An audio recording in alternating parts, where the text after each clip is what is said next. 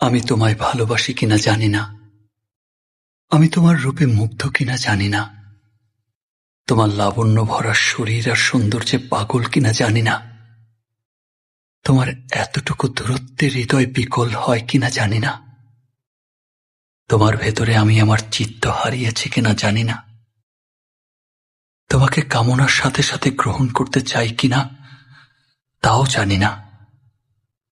আমি তোমার ব্যক্তিত্বকে শ্রদ্ধা করি, তোমার চলার পথ ধরে চলি, তোমার সৌন্দর্যকে আমি ধারণ করি, তোমার ত্যাগকে আমি লালন করি, তোমার সেই নিঃসীম উদাসীন্যকে আমি ভালোবাসি।